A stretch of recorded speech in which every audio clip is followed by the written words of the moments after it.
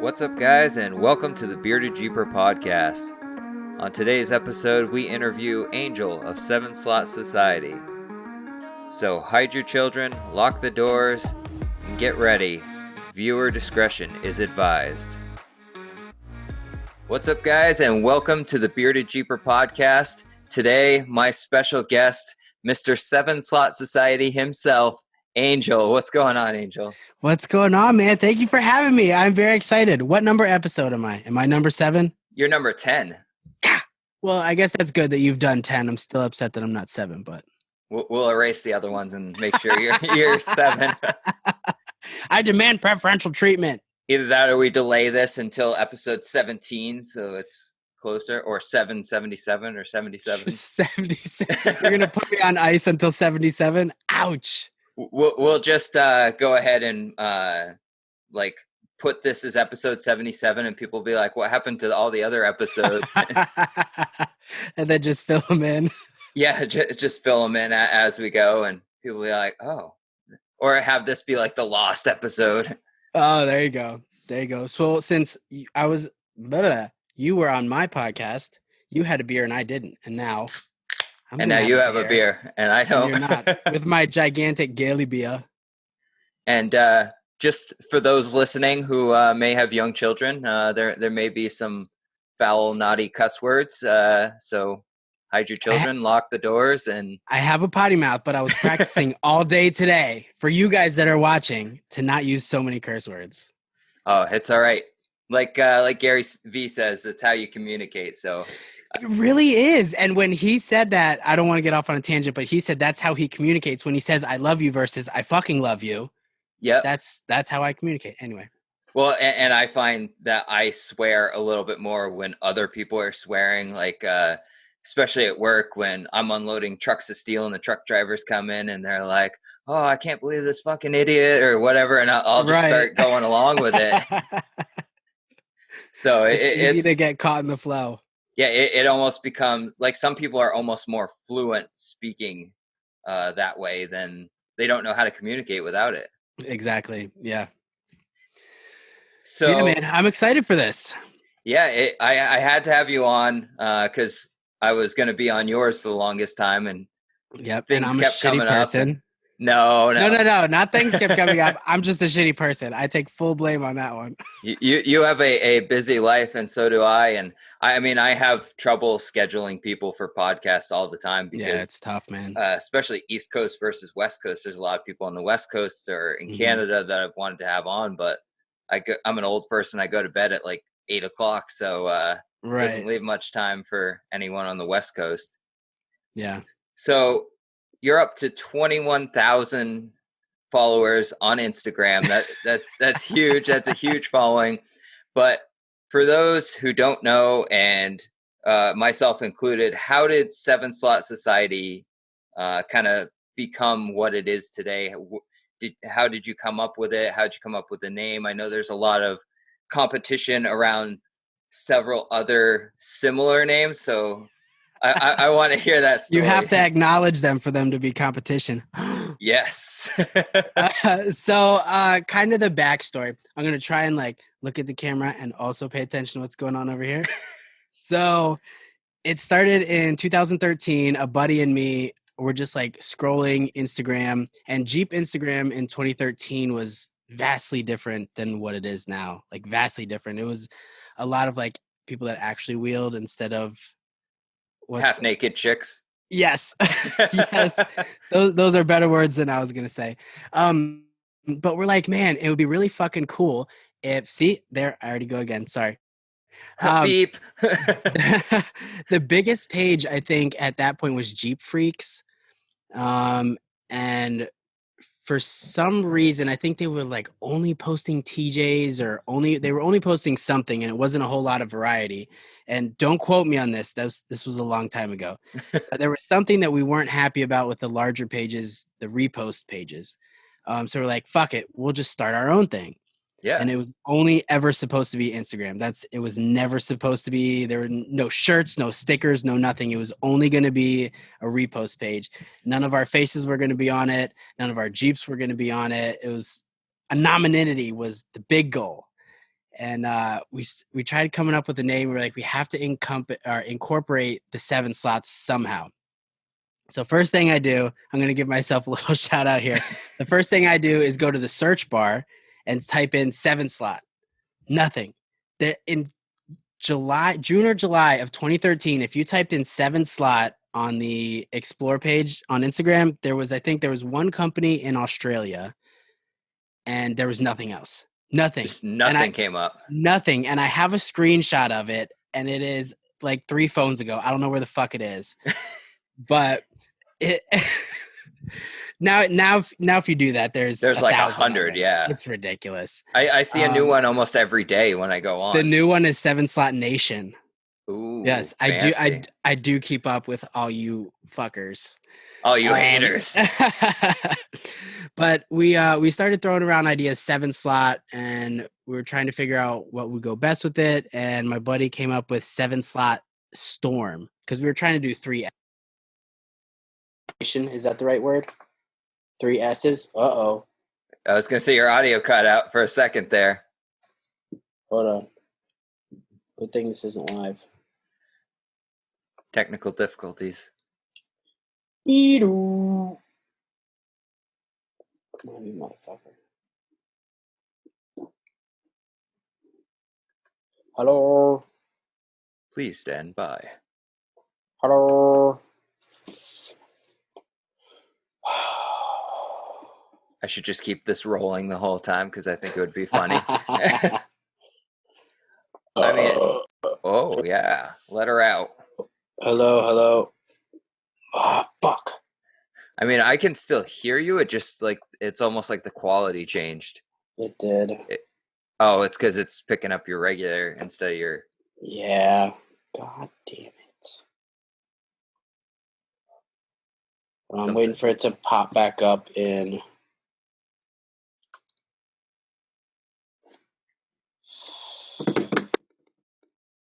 2 seconds.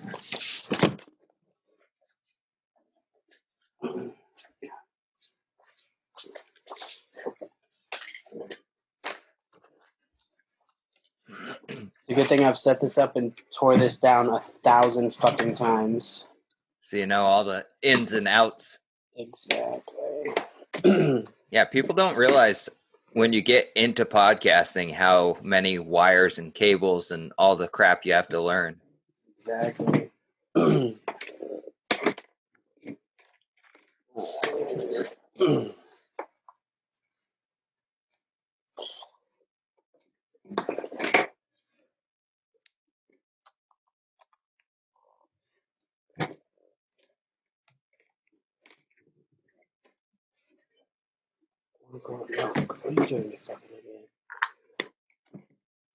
As I'm over here talking myself up, plugging the wrong shit into the wrong thing. He's a professional, we swear.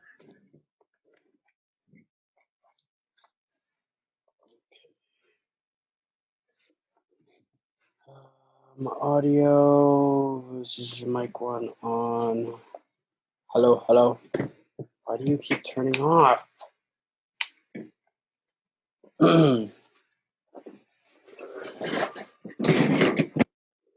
Hello.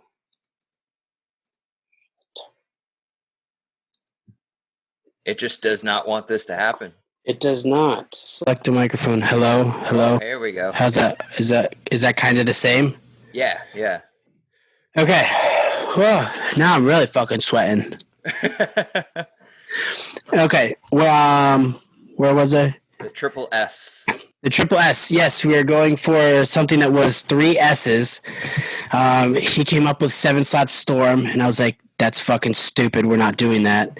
And then I don't know how. I remember where I was when I thought of it. I don't remember like the train of thought to get to that point. But I was sitting at my desk, and I was like, society, like a group of people, a fucking society, a society of Jeeps. And I was like, bam, we fucking got it. Yes, we got it. And then that's where it came from. I was sitting at my desk on Quantico in the middle of the workday working on that shit instead of actually doing work. Oh, you may want to turn the gain down just a tad on your mic. It almost sounds like it's blowing too out. Hot. Yeah, a little too hot. Okay, so I'm going to set my mic at 6 and then take it down from here. Hello, hello, tell me when. Hello, hello, hello, Back up. Ooh, hello, hello. How's this? a little How's up. this? Yeah, How's this? right there. Right here? Is this good? Yeah? Maybe down one. Down 1. How's that? That's good. Mo better? Mo better. Mo better. Okay, Mo perfect. better. You don't want it all crackling and shit. We're professionals here. Right. Yeah. So that was basically the beginning of Seven Slot Society. We started the Instagram. We got the Gmail account, the Instagram, the Twitter, which you and I have discussed before. Twitter fucking sucks. I'm sorry, guys. I still don't I really don't understand the point of Twitter besides like you just type out your thoughts and you can connect with people, but yeah, I don't understand it. Like it's so so realm. political. I can't. It's terrible. And then everybody just adds each other, so you get mentions that you've been added in. It was fucking stupid. I hate it. Yeah, and your phone just keeps going off and off and off, and I'm like, oh no, I turn that shit off. In the groups, yeah, I turn that shit off. But yeah, so we got all the social medias for it, and for the longest time, Facebook was the worst one. Like before groups came out, before Facebook implemented the groups. Yep. But Instagram's always been the big one. What made you decide to go Instagram over anything else? Just the ease of use? Yes, it was. And in the beginning, there was 2 other people that ran the Instagram. This used to be like a 4-man operation. Now it's just you. Yeah, it is. So I'm not going to get into that. That's like a 3-hour long conversation. That's a whole shit show. Exactly. No, but I had a lot of help in the beginning, and I'm so incredibly grateful. You guys, if you're watching, thank you so much. This wouldn't be what it is right now without your input in the beginning. So I really appreciate it. But it's grown in a different direction at this point. And, right now it's not as big as I honestly believe it could be, but I'd rather have, the full control. So the buck stops at me, if you will.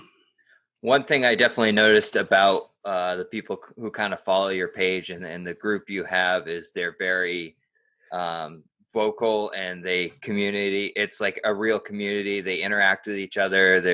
There's kind of like bantering back and forth, but it's not a lot of like negativity. They're fucking hooligans. Yeah, don't sugarcoat it. It's definitely like playful fun though, where I see some of these other groups and they just really like legitimately hate on each other. And I think you've made like a really good society here, and it actually works. I'm trying, man. There was I used to be in like every group. Like I was trying to be a part of every group, just because I was so amped on what Jeepers are in social media. Their majority of them are helpful and it's great to be around. But as the groups grew, I was just finding that it was all the same thing and repetitive. So I kind of locked it down my group. So like we don't do for sale posts. We don't do wanna buys. There's a couple groups that you're not allowed to talk about in that group only because they're so drama filled. Yeah. And we don't accept everyone into it. We do like stages where we won't accept any new people, and then stages where we'll accept a bunch of new people, and then the old people will weed the other ones out. So I'm kind of strict with the group, but honestly, I don't give a shit because the people that are in there are fucking awesome. Yeah, it really does seem like a good group. Now, it was first Instagram, then Facebook, right? And then when does YouTube's fairly new, right? I started giving a fuck fairly recently. If you go back and my first video, I think we did a live stream through Ustream back in 2013, 2 houses ago, just sitting in my kitchen, bullshitting with one of the OGs. So I don't know. I go through the thing I think you went through in the beginning, where you kind of hit it hard and then you're like, fuck, this is so much work. And then you didn't put out a video for 8 months. That's what I do. But that 8-month gap is like every 3 months. Although I've seen a couple of new videos from you lately. I was impressed. Dude, last month I did like 4 videos. I was like, what is this? Seven Slot Society is posting videos. Exactly. I posted like 2 in 2 days and then 2 more 3 days later. People are gonna be Fuck the like, algorithm. they're gonna be turning off their notifications. Like, what the hell is Right? this? I used to never Exactly. remember hearing from this channel. Yeah, but I get in those creative ruts. I don't know if this happens to you. Like you'll go to work on your Jeep and you'll bring your camera out and you're like, fuck, man, I got so much stuff to do and I don't want to also film a video. Yeah, a lot of people don't realize. I know YouTubers talk about it a lot, like how much work it is, but it really is a lot of work. And having to Yeah. bring the camera out and change angles, and your hands are filthy, and you try to keep your camera clean because I mean, you and me at least pay for these big expensive cameras, and I know some of the other Yeah. Jeep YouTube channels do as well, and they're not cheap, so you don't want to be getting your hands and fingers all over the lenses, dirtying them up. Yep. Yeah, and once you get dust into the little roller at the top, it's fucked. Yeah, it's all over from there. It just every time you roll, it goes. I still have King of the Hammers dust in my ADD. Oh, I bet that dust just gets everywhere there. I don't Dude, know how it's people bad. keep their shit clean. A lot of the guys that run with like 1DX Mark IIs, like the big fancy cameras, will put gaff tape over the buttons that they're not using, which is just fucking smart. Yeah, that's genius. Aren't those more like waterproof, weatherproof than the rest of them too, though? Yeah, yeah. Those are the people who photograph the Olympics use those cameras. Yeah, I can afford and Peter one of those. McKinnon. They've been going down in price though with the new cameras that are coming out. Plus the 1DX Mark III came out, so you can get a 2 for like $3 or $4 grand. Oh, that's all. 120p. Ooh. Oh, buddy. Yeah, like I just upgraded to this camera, the Canon M50, and it has 4K, but it crops in like super tight. Yeah. And you lose the autofocus, the dual pixel autofocus. It still has like the content or the contrast base, but that just sucks. And it has 1080p in 60 frames a second, which is better than my Canon T3i I had, which was 60 frames a second, but in 720. So yeah, which is just fucking that alone useless. was like, yeah, it was night and day difference. I mean, it worked for the slow motion and stuff I did, but I felt like it sucked because I had to always enlarge it and my stuff didn't work as well. Now I'll shoot in 1080, but I'll upscale it to 4K and try to get a little bit. Since you said that, and that's what I've started doing, because when you upload to YouTube, from what I've heard and from what you said, that YouTube gives you priority even if it's upscaled, if you're uploading as 4K. Yeah, and YouTube compresses it so much that it's still gonna look better than just the regular 1080p. It's not going to be night and day better, but you're going to notice a little bit of a difference, but it'd probably be like you and I will notice it, but like your average viewer probably won't even give a fuck what it says. And 1080 at 60 frames slowed down to like 40% doesn't look that bad. No, I was surprised when I started using it on this, and this has the autofocus, so I can keep the really blurry background and everything, and it still looks the bokeh. Is it bokeh or bokeh? I've heard both ways. I've heard it both ways. I'm like, I think people have made videos about that. It's like tomato. My wife actually says gazebo instead of gazebo. Nuh-uh. Yeah, but here's the funny thing. Gazebo? Yeah, gazebo. But if you go to the dictionary.com app, you can look up words and you can hit the little thing and it'll say it for you. Right. It says it as gazebo. When we did that, I'm like, get out of here. That's not, you paid it to say that. What? You changed like the filter of how it speaks to you. Like you can change your GPS to speak Australian to you. Yeah. I was like, gazebo, who says it like that? Nobody. Yeah. Your wife, apparently. Apparently. That's too funny, dude. It is weird. Too funny.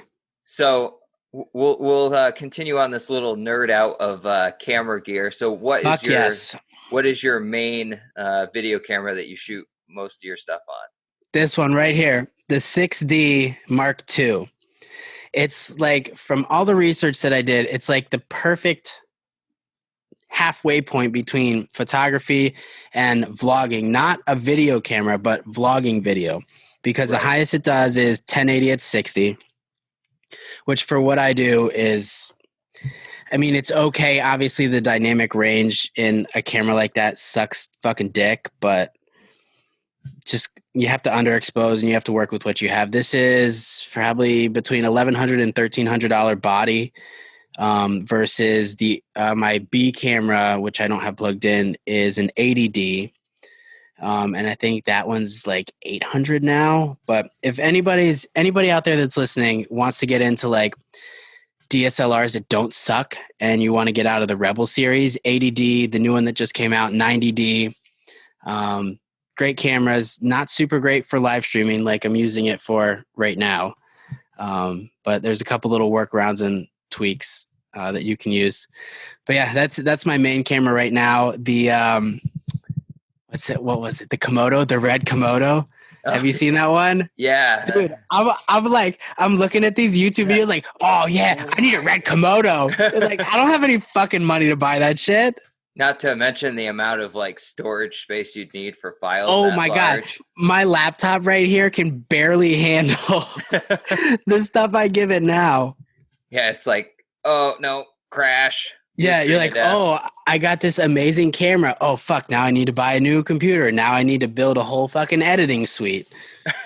That's why I told you don't get into live streaming with like fancy cameras and mics and shits. It's a big hill like this. Well, I think this Canon M50 does an amazing job at like this video. Like, yes, I think it's only shooting in 1080p. I don't know if I can make it 4K in this live stream, but it still looks I don't amazing. Think you can stream 4K on anything. Can you stream 4K on Twitch? I don't know. I'm not into the Twitch. Yeah, I don't know. I don't know either. One of my other buddies has gotten super into it. Like, he gets paid for it now. He's like, oh, you gotta use OBS and blah, blah, blah. Do this. You fucking nerd. Shut up. I was actually thinking OBS eventually in the podcast. Just for the video sake, because you can do all sorts of crazy overlays and stuff. Exactly. Yeah. But I almost feel like that takes away from the actual conversation too. Because like that. Bam. Because you'll be this is not OBS though. Because you'll be. What do I have loaded in here? Oh. Well, you just faded to black. There we go. Well, that's fancy. Oops. Yeah, so like I almost think that takes away from it though, just because you're clicking so much and you're worried about so much stuff in the background. And it is so hard, man. You should be worried about the conversation more than anything, because people are going to tune into your podcast to hear what you have to say, not exactly. Well, if you have an intelligent podcast like yours, unlike mine, where I'll drink a Four Loko and just fucking go off for 45 minutes.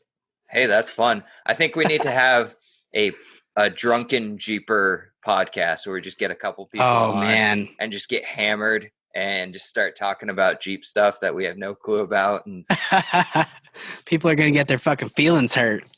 Hey, that's all right. Maybe they needed it hurt. Oh, a lot of them do. Let me tell you. It's like the part of the, I can't remember. I know Corey Taylor says it, but I don't know I think it's either Slipknot or it might be Slipknot, but it might be Stone Sour too. One of his songs, he says, "If I offended you, you needed it." Yeah. So I think that that goes for a lot of people, especially nowadays. You have so many of those snowflakes out there that get hurt over. Yeah.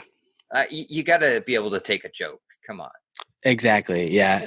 My favorite one is if I'm having a low engagement week on Facebook, all I have to do is post something making fun of either JK owners or XJ owners. Those two, for some reason, are the most crybaby, butthurt fucking people ever. Like, God forbid they see a meme that's like a meme.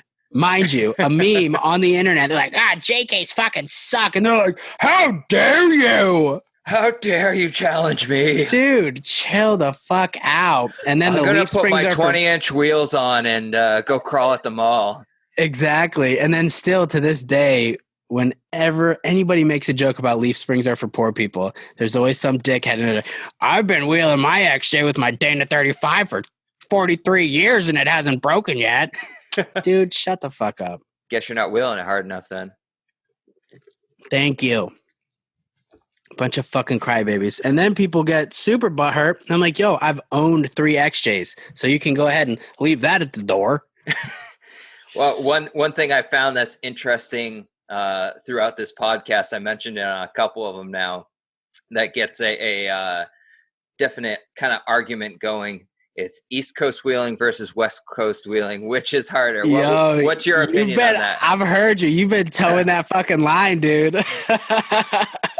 I'm not afraid. I mean, you're coming out guns blazing on that shit. I don't even talk about that.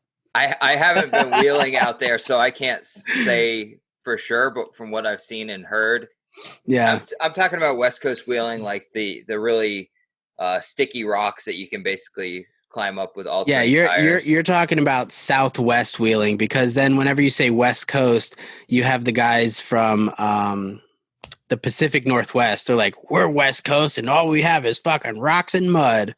Yeah, they're like our wheeling. I would say theirs is similar, but then you get down to anything with the red rock and stuff, and right when they're just climbing up these almost impossible ledges, and it's just like they're walking right up it like it's nothing. I mean, yeah, they do have to worry about something we don't necessarily have to worry about, and that's falling off the side of a cliff. Right. We don't necessarily have that up here. So I was in Denver for work 2 years ago, I think. I went to see Chuck Converse when he was working at Trail Jeeps, and he took me up on a wheeling trip. I made a video about this. But we were driving up like shelf roads, and that was the first time I had been on like an actual real shelf road. And so the wall is on his side and I'm riding passenger, and I'm just like looking down, and I don't know how far it was, but it was like way too fucking far. Like the cars were this big. You're like, and I was like, Jesus Christ, Chuck, what the fuck? Like, oh yeah, man, it's fine. Yeah, exactly. But I think it's different. One thing that I will say is I think a lot of hardcore wheelers or actual wheelers, a lot of them run stickies. So it may look like the wheeling's easier. Can you hear that? Just barely. Oh, it kind of went away, so. My fucking AC. Anyway, I think a lot of those guys run stickies either on their dailies or on their trail rigs.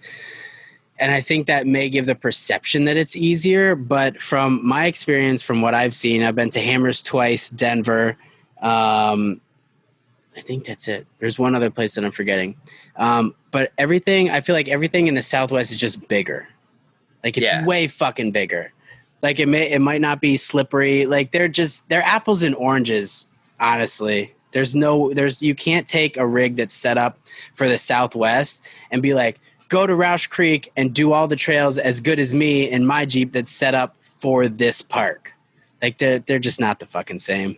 Yeah, it's all the terrain, and then you have like, I watched a Dirt Every Day where they wheeled down in Hawaii, and that was completely different than what we're used to. I mean, it's a lot. It's a lot flatter almost, but they do have like pretty good cliffs and mountains and muddy. It also comes down to wheeler IQ though. So when you go out to your trails, you know what to expect. You know, when you visually look at a line, you know what you have to do. So if we take you out west and we set you up on a line, you're not going to look at that line the same as someone whose backyard that is, if that makes sense. Not saying that you can't do it, because like there's a baseline of wheeler IQ where someone can look at a line and be, okay, this is what I need to do. But it's fine-tuned for whatever side you're on. Yeah, you definitely have to build that skill level up too. Like I've been with a ton of people that just dump plenty of money into their Jeeps, and then they try to hit some of these trails that we're on, and they can't. Or they break their Jeep first try, or it's like they have no idea. I love seeing that, by the way. I love seeing that. It's fucking like idiots. Especially the ones that are like, oh, mommy and daddy paid for my Jeep, and then something that gets broke me right there. So fucking mad. Oh, I just spent 50 grand on a brand new Jeep and then swiped my Amex for another 20. And now I got 15,000 followers on Instagram. Let's go hit some trails, bro. Yeah, and it's funny too because like for a while I was wheeling open, and I'm on my JK, and I'm still on stock gears on that, stock control arms, and I've been going up some of the trails that these other rigs have been going up just fine.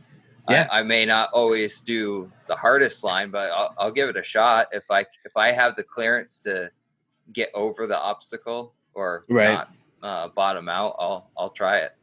Yeah, I think everyone should start out that way, and I don't want to sound like I'm hating on people that are of better means because I'm just a fucking poor leaf spring kid. But I think those people are doing themselves a disservice if this is something they actually want to go and do for a long time. Starting out at 8 out of 10 in your build process is doing you a disservice to learning this sport hobby, whatever the fuck you want to call it, versus like you and I starting out small lift, open, figuring out how everything works and then building to what we think we want to get into, down the road. Yeah. But I'm just a fucking hater.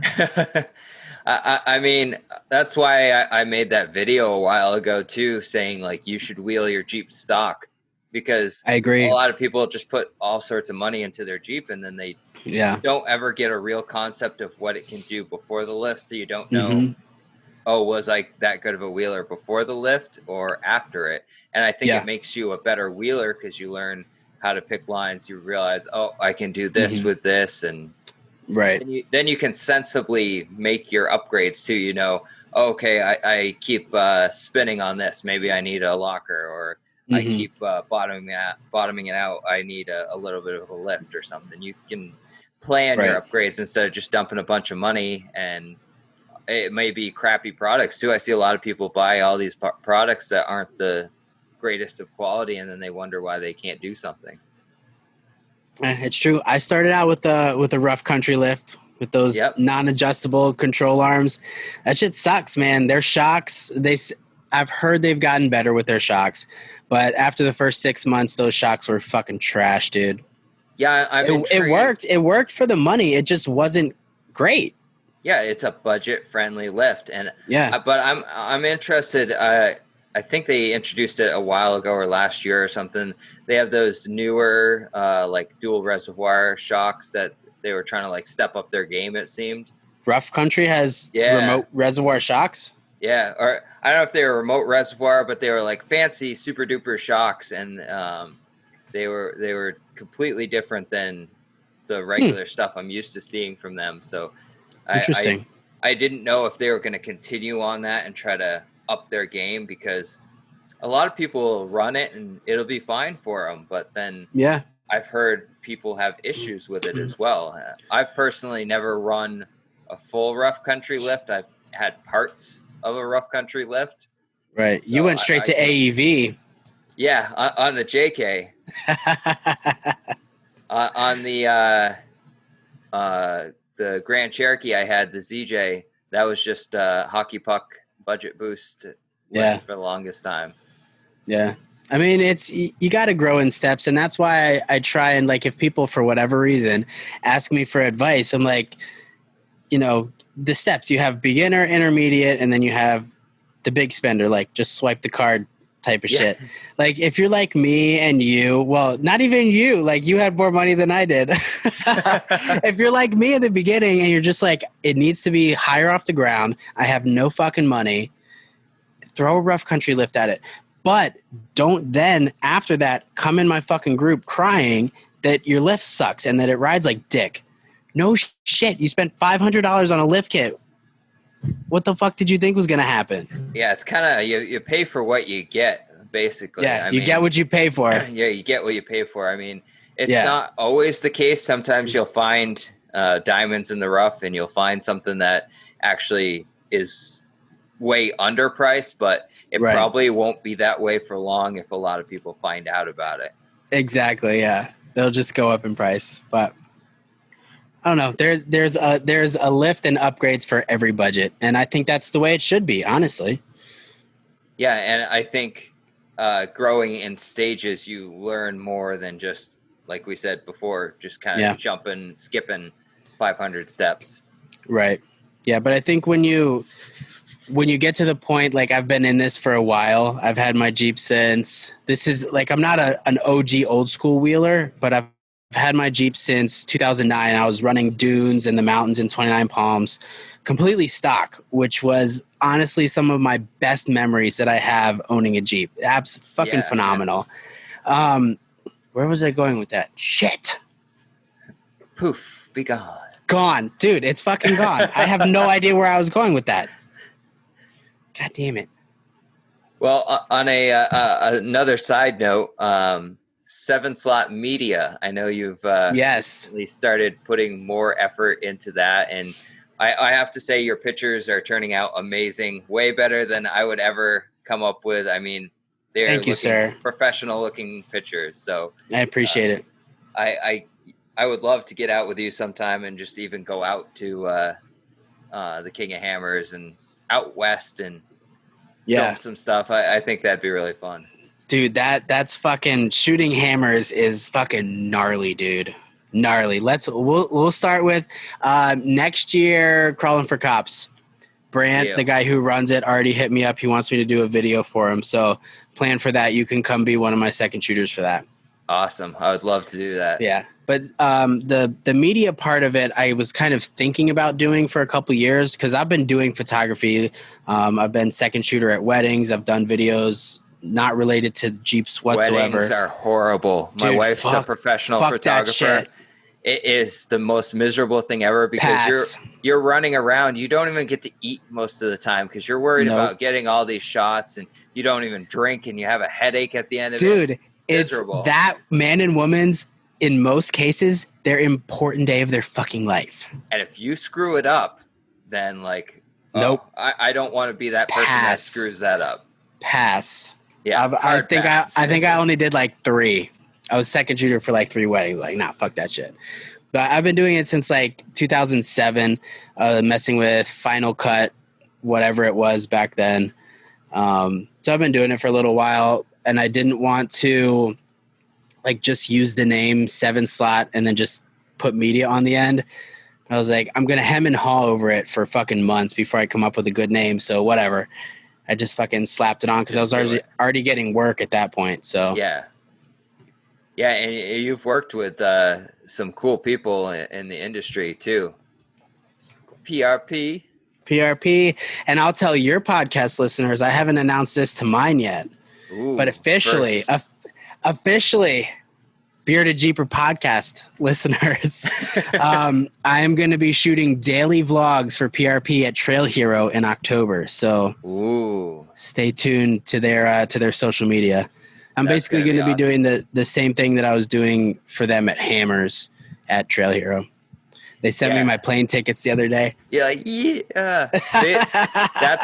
That's the big leagues right there. When you're starting to get gigs like that, that is awesome. I'll be honest, that's the first time that's happened. Anything else I've ever done, I've paid for my own travel 100% up front. Just goes to show you're reaching a whole new level. I'm fucking trying, dude, man. I'm trying to fucking busting my ass. Last year, Hammers. So the first year I did Hammers was fucking tough. I didn't have a vehicle, so I was walking everywhere. I don't want to get too far ahead in notes. I don't want to fuck your shit up. Oh, no. Go ahead. I am like ADD to the max. So I go off on tangents. I'll forget about stuff. We'll come back to it. It doesn't matter.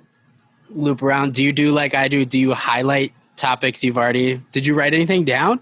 I wrote a few things down, but I kind of ad lib as I go because You're fucking Wild West, aren't you? I'm Wild West. I always forget about what I'm going to talk about anyway. So, well, it's good I had my notes for you from like a year and a half ago.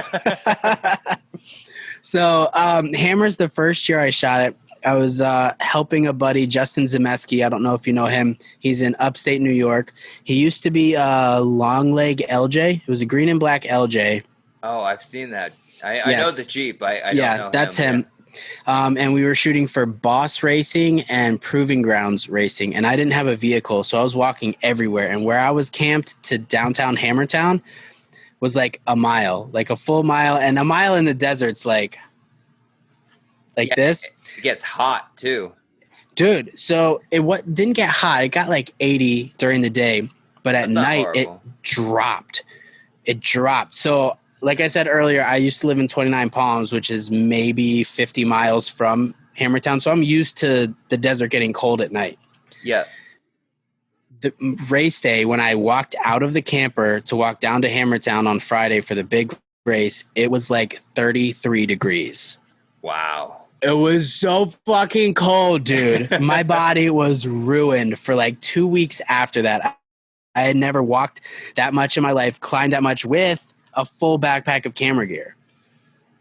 It was tough. You definitely wouldn't want to come hunting up here then, because Nope. we're going out in like 10-degree weather, all bundled up, Hard pass. sitting in the snow waiting for the deer to come. No, say, hey. fuck no, hell no, no way. But then this most recent year at Hammers, I finally had my own vehicle.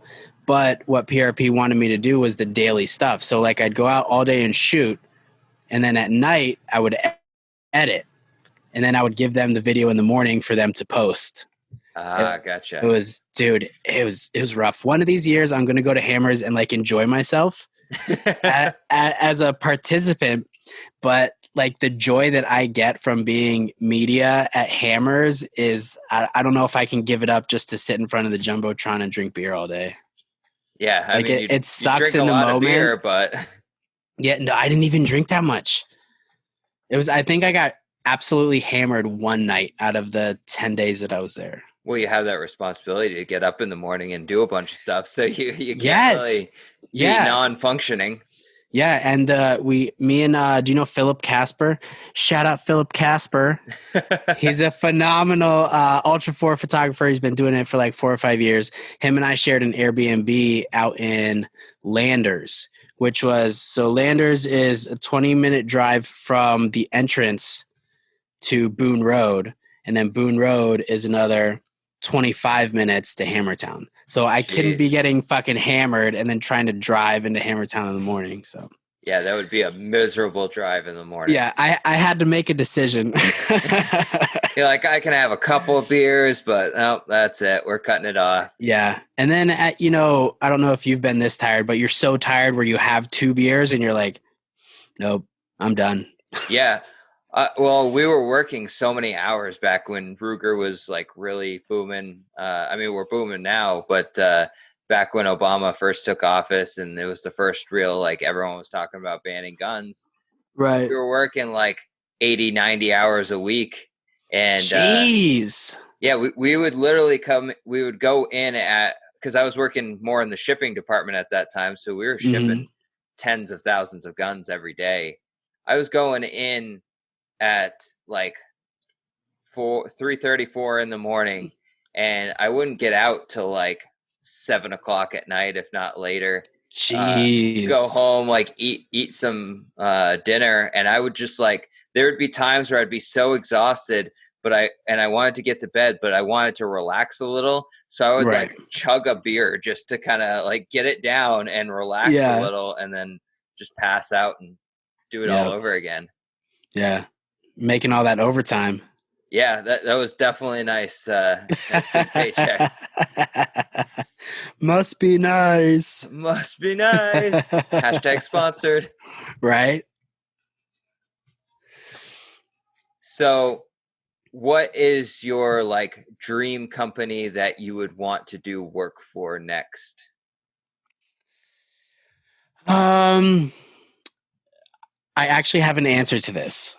And I have thought about this extensively. I want to work with Ian Johnson. Like not in the sense like of me doing a vlog like, oh look, here I am with Ian Johnson. Like I want to be the behind the scenes. Perfect hair. Right? So a while ago, he put out a video. I forgot where it was, but he was talking about like why he left TV. Yeah. And the way that he explained it, I was like, this is one of the only dudes that fucking understands where social media is going. He And that gets just it. gave me, that just gave me a completely new respect for that guy. And what he's doing now, I forget the name of his media company right now. God damn it. That's a great way for me to get hired by him, right? Forget what his fucking name is. Yeah, Um, yeah. but he's been doing a bunch of awesome stuff. He's doing like multicam, automatic slider stuff for live streams, and his videos honestly are better than what was put out on TV. Maybe I'm biased because I No, like that but kind like of content more. I've been watching his Jeep build on YouTube, Yeah, that Willie's wagon, and yeah, it's just like it's like perfectly sectioned into like a, I don't know, 15, 20-minute little episode, and it's like yep, brings me back to like the extreme 4x4 days, watching those episodes. right. But done better. Honestly, Yeah, I think they're done better. I know, like the big you, budget, he doesn't have as big of a budget, but yeah, but you don't have that announcer that's like this time on extreme 4x4.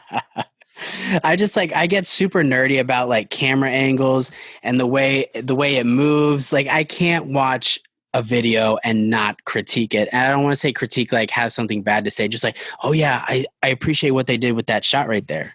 Yeah, because like you and me, we shoot videos and we pay a lot of attention to it, so we notice Right. that things.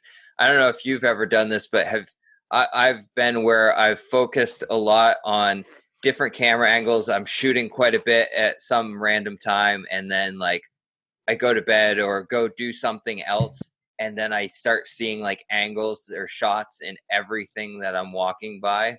It just Yep. like kind of sticks with you after a while. Right. Yeah, like if I'm watching my own video, I would see all these fucking cables here and I'd be like, why didn't that fucking dude do some goddamn cable management? And he's not centered between the two fucking. This is like 15 minutes set up. Yeah, come on, give him a break, guys. But yeah, I think Ian Johnson would definitely, I would love to work for him. The people I have worked for, shout them out. John Grounds, Proving Grounds Racing. That was a great opportunity. Thank you guys so much. Boss Racing. Thank you guys. PRP has been absolutely huge. I've been following with Kyle Neubauer since he was at Dirty Life. And we just maintained a friendship through all the positions he's held. And he's really put me on at PRP, and I'm so fucking grateful. Yeah, PRP, I've been chatting with him a little bit. Hopefully he's going to have him on the podcast here soon. So With Kyle or Justin? with Kyle, yep. Nice. Yeah. Another Kyle. Like Yeah, I'm exactly. having so many Kyles in the industry. I didn't know there were so many Kyles around. Yeah, dude, Kyle knows what the fuck he's talking about. Like he can run circles around you running Facebook ads, and if you ask him for a certain point of data, he can give it to you. He knows what the fuck he's talking about. Yeah, I have no clue with half that stuff. I'm just like, Exactly. Yeah. Like, people are like, "Oh, I know how to do social media." No, like that's his fucking job. yeah, that's what he does day in and day out. He has to know exactly what this analytic is doing, and it's exactly. insane. So after I did the podcast, I did a podcast with him like right when Corona started getting fucking stupid, and they were shutting down everything. It was right when they shut down Easter Jeep, I think. Right. And him and I were talking about it. We did the podcast, and then like a week or two later, he sent me a screenshot of his analytics dashboard, and his website hits were like this, and then went poof, and then went back, and he's like, "That podcast was sick." That's awesome. So he's definitely the one you want to have on there. Yeah, and I mean, I definitely like to eventually get to where I work for a company and doing like social media and along with my own stuff. I like to do my own stuff and make my own videos and stuff too. But I'd like to work in that industry of social media, video production, that kind of stuff. It entertains me and keeps me happy. So yeah, exactly. It's a good time.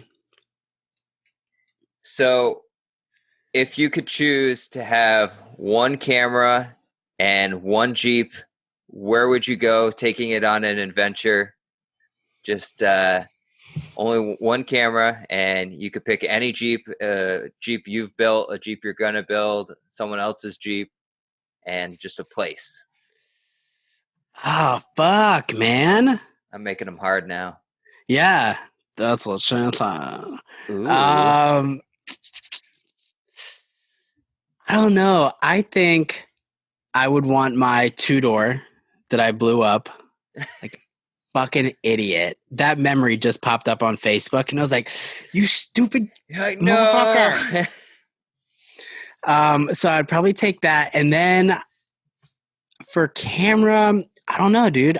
I'd probably just use my cell phone and do like vlog style with my cell phone and then just drive across the country. Like not do any like hardcore wheeling because that's a fucking, I've made that drive before. It's fucking gnarly. I would like to do it again, like taking my time. Yeah. Hey, you'd be actually amazed what you can shoot with your cell phone too, like modern iPhones. A lot of people are like newer to starting YouTube, especially Jeep YouTubers, and they're worried about getting all these cameras and stuff. And like I'm there now, but when I first started, I shot everything on my iPhone, and then I'm like, oh, I need a better microphone, so I got one of those little Rode microphones and rigged it up in a small little rig on my phone. And you just gotta shoot with what you're gonna shoot with. I mean, there's been times where my camera batteries died on the trail, and I'm like, oh well, I got my phone right here, so might as well make it work.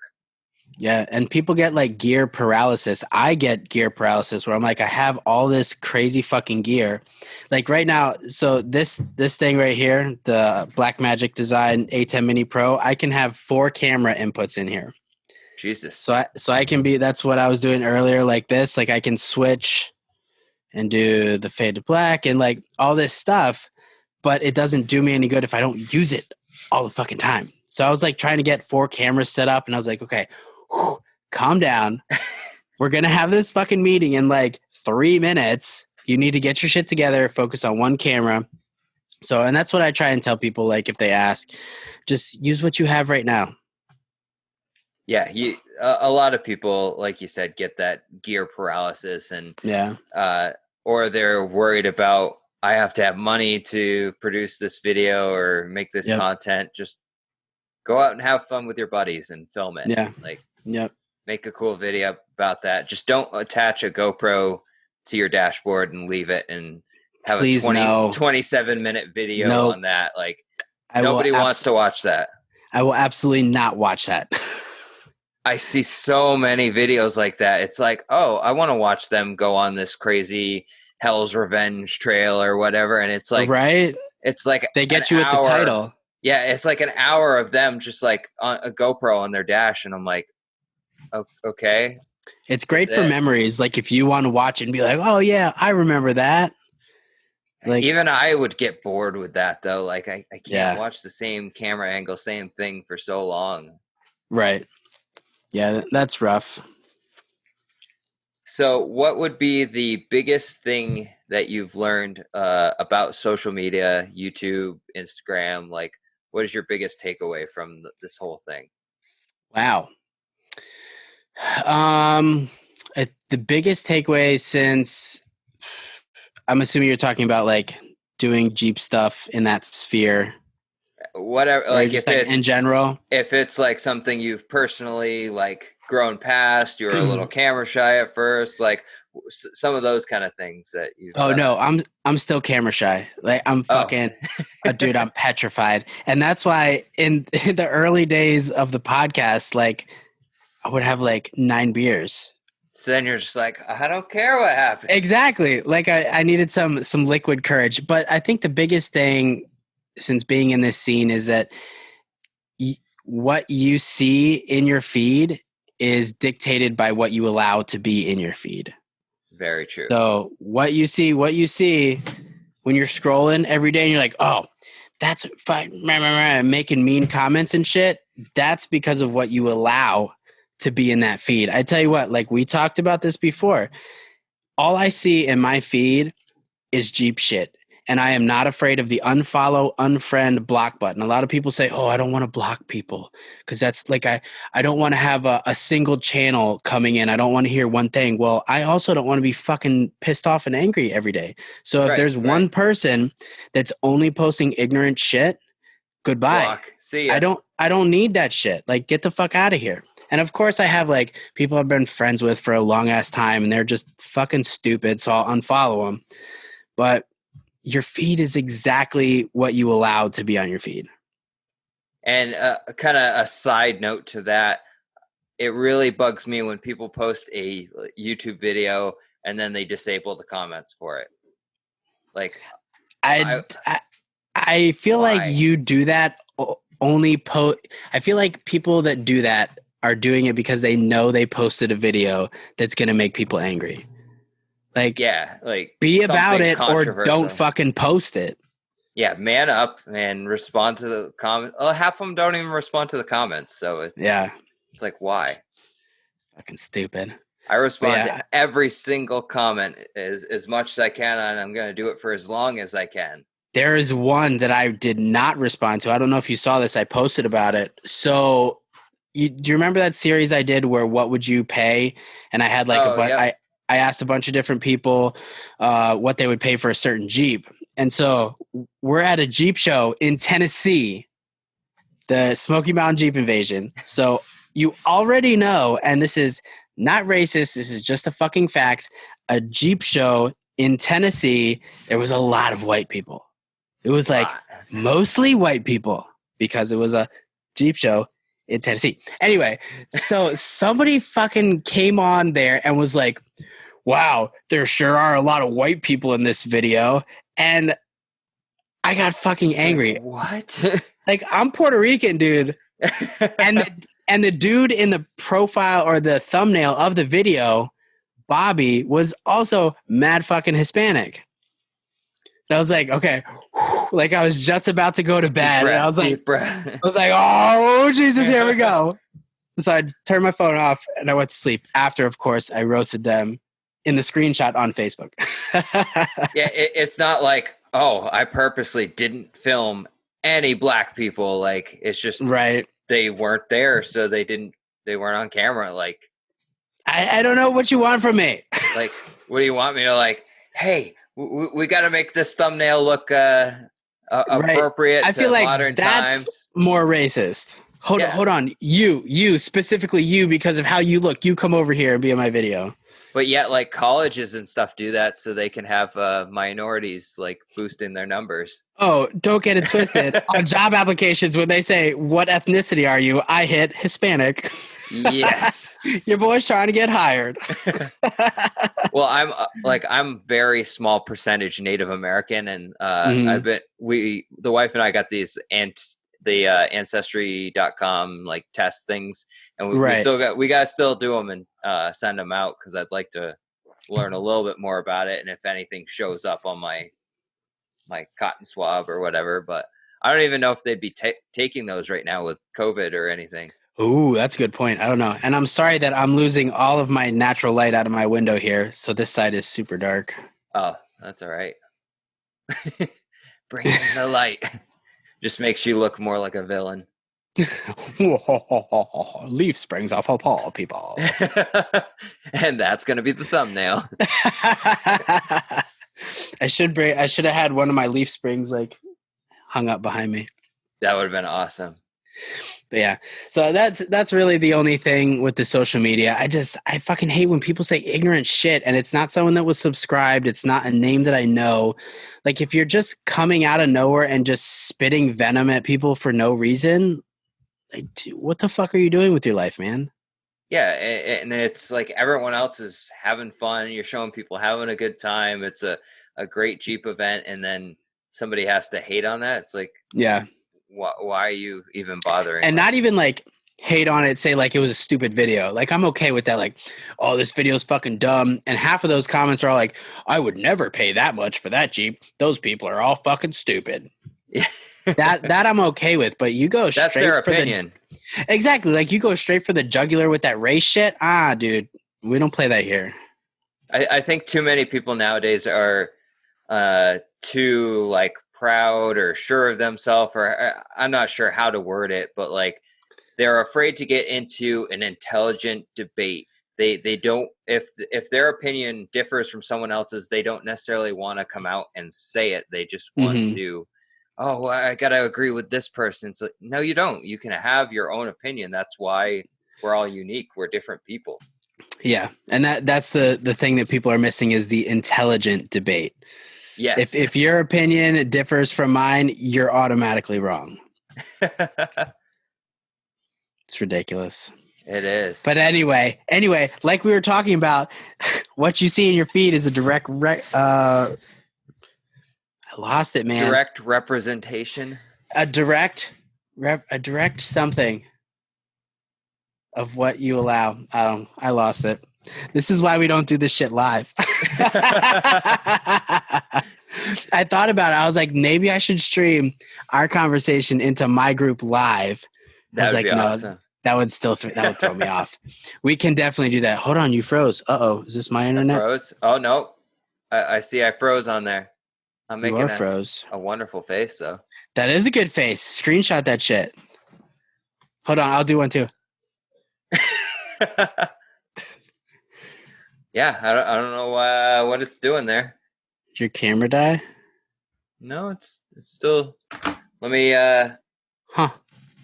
Yeah, take your time. I got to crack open this other beer anyway. Let me turn it off and back on. See if that.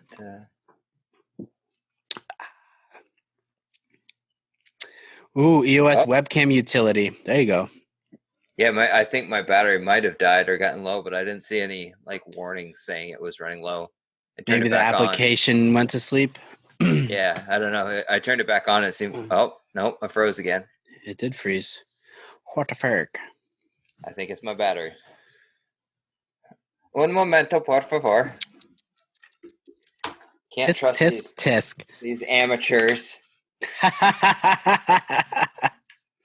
These camera nerds talking all this camera shit. Can't even keep their cameras on.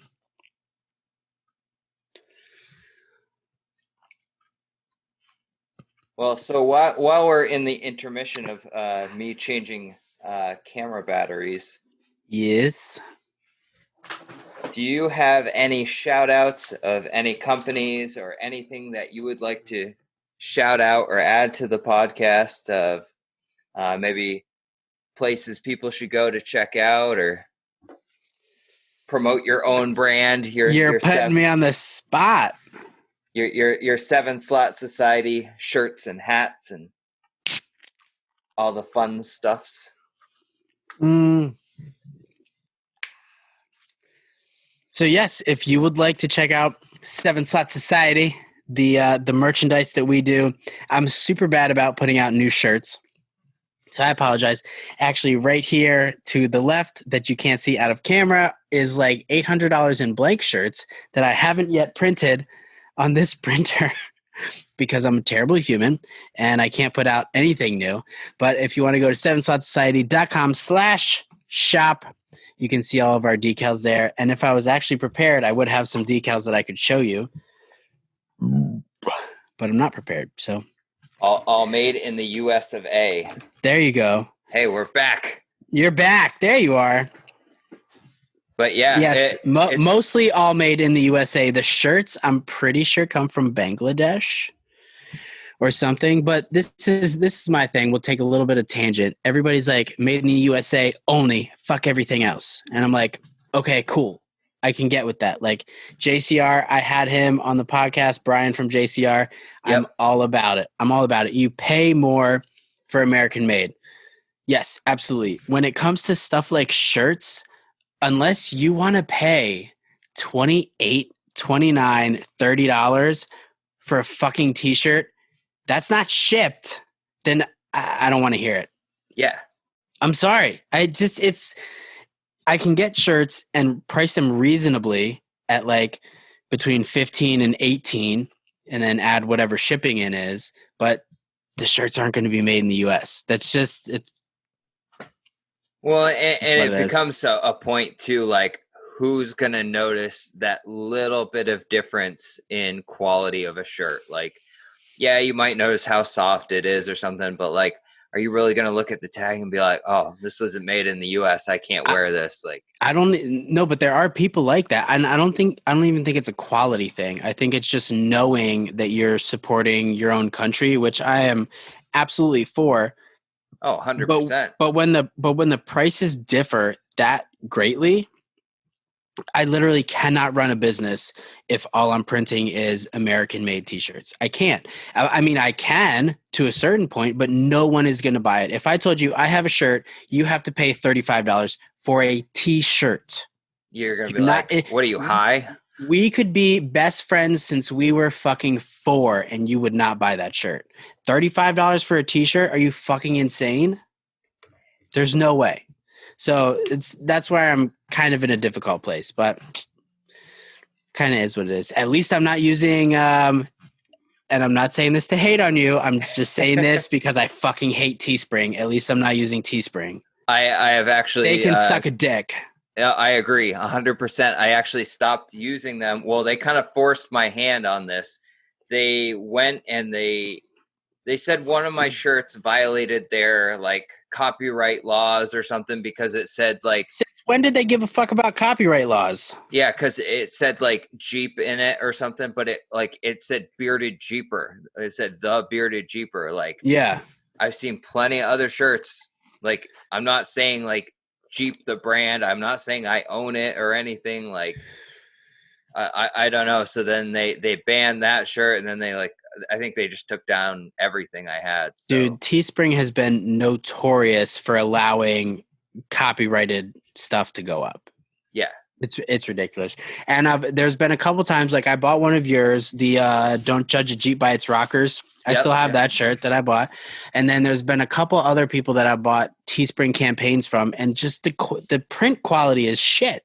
Oh yeah, I have a couple of the shirts that are just like they fade, and after a couple washes, they look like garbage. Yeah, so like this is like the stuff that I used to print. This is 4-color 2-station Riley Hopkins Jr. from screenprinting.com. Not sponsored. Paid way too much fucking money for that shit.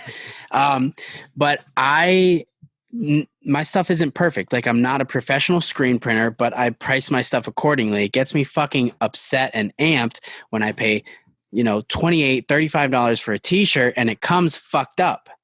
Like, if I'm paying that much, all my shirts, it needs to be perfect, dude.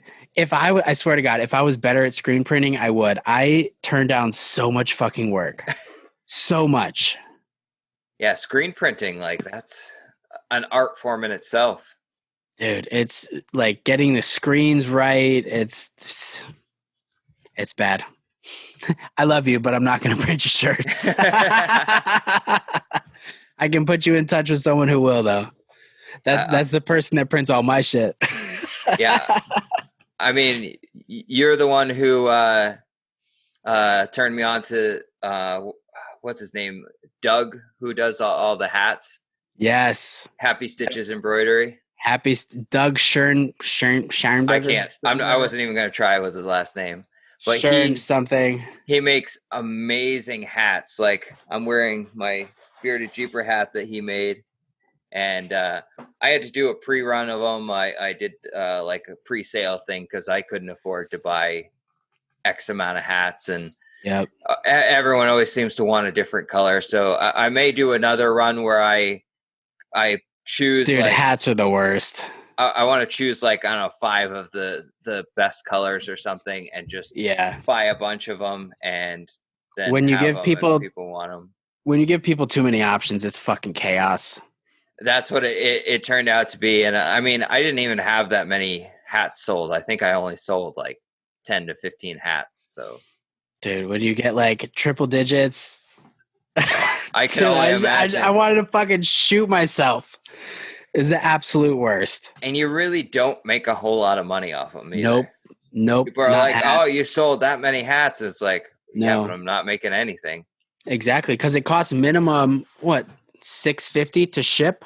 Yeah. Like, I have my whole wall over here is like all shipping stuff. Not to mention boxes. Shipping international to like Canada or something. That's stupid expensive. Ridiculous.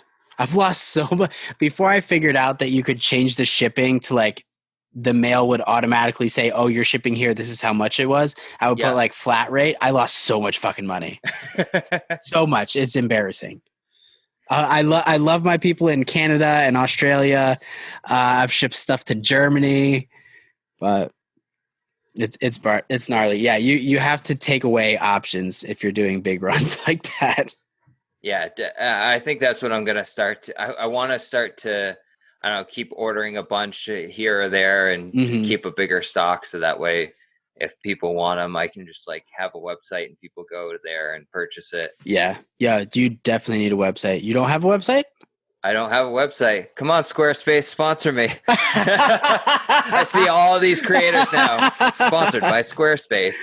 I was just going to say, so you could get a new 1 month free trial there's like, everyone has those codes now. So you could just keep hopping and hopping and hopping. Yeah. And I think I had started a website on Squarespace at one point, and then somebody's like, "Oh, do a WordPress site," and then like it was just like so much work. And I think I might try Squarespace again because it's like simple drag and drop. Like I would go to Shopify, dude. Shopify. Yeah, Shopify's websites right on there. Yeah, and Shopify is getting all like the early code for the Facebook integrations and stuff. A lot of the stuff that I'm running into problems with my site on Wix is that it's not talking to stuff like Chartable for the podcast, so I'm not getting all of the data that's coming in from that.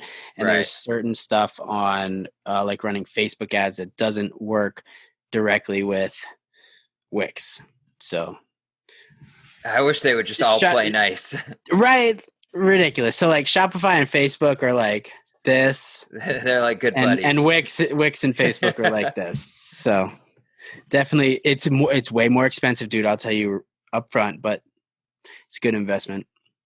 I'm just like a yearly thing or a monthly thing? Or? You can do monthly, but the difference between monthly and yearly is like stupid. So, gotcha. You might as well just save up some pennies and do a yearly thing. Yeah, do yearly. I think I want to get enough merch and supplies and stuff before I pull the trigger on that, because otherwise I'm just like, it's not going to be worth it. So yeah, get some more sales coming in and stuff. Keeping merch in stock it's so hard. I don't know how these like bigger people like YouTubers or anyone else drop shipping. Yeah, like they don't touch any of that shit, man. Well, I don't know if you follow Demolition Ranch, Matt on there. He also has a podcast or a Off the Ranch channel. It's more a vloggy kind of channel. Well, he has a whole bunker branding where he does other YouTuber stuff. He does his stuff and like he just built this whole new warehouse, 2.0 version of the bunker, and it just amazes me like how like big it's gotten. And he has like quite a few employees now, so like nice. Maybe you just need to start hiring employees. I hope they like working for free. Hey, tell them they got to work for free, and then once you get big enough, you might start to pay them a nickel. Might start to pay them, exactly. Yeah, it's tough, man. Just keeping stuff in stock and also coming up with new stuff. People are like, oh, when are you going to come out with a new shirt? Like, well, I have an idea, but I'm not a graphic designer, so then I have to pay someone to design it. It's how it goes, man. I've actually found a good guy on Fiverr. I wish I could remember his name, but I fuck with Fiverr, man. I've used that a lot. I love Fiverr. Like every now and then you'll get a crap deal and it won't turn out very well, but I've had very good luck. That's where my YouTube intro animation things have come from. Oh, I thought you did that yourself. Oh, look at you outsourcing. I thought you got like an After Effects template and you were like, no, like I'm just starting to learn After Effects, and it is such a beast. It's fucking gnarly, man. Like that most recent video that I had you critique for me, that text tracking, like that took me like 15 minutes. I was trying to figure out how to do it. And Maddie, what the hell is his last name? Maddie Sellout Hapoya. Yeah, well, he had but his editor there. Yeah. He's the one who had the video that That's the one I used. did, and it makes it stupid simple. Yeah, tracking the mask versus tracking the actual footage. Yeah, it way quicker, way smoother, way better. Yeah, way more better. After you mentioned that, after your video, I went back and looked at that same video again and used it on my last video where I was like, and you could look at the video here. I know. I think I'm going to use that in like almost every video now. Like it's just so handy to have, and it works. You need it. Well. You need to start wearing a ring like Peter McKinnon. Did you see that video he did? He's like, he uses his rings to track stuff. Yeah. And like he has like 10 different rings on every hand too. Exactly. Yeah. Alrighty, so it's been a while. It's getting late. I just wanted to thank you again for being on the podcast, and of course, thank you for having me, dude. Well, I had to have you on. You had me on your podcast, so I wanted to repay the favor and introduce people to what Seven Slot Society is if they don't know. I will link all the social medias in the description, the YouTubes, the Instagrams, everything.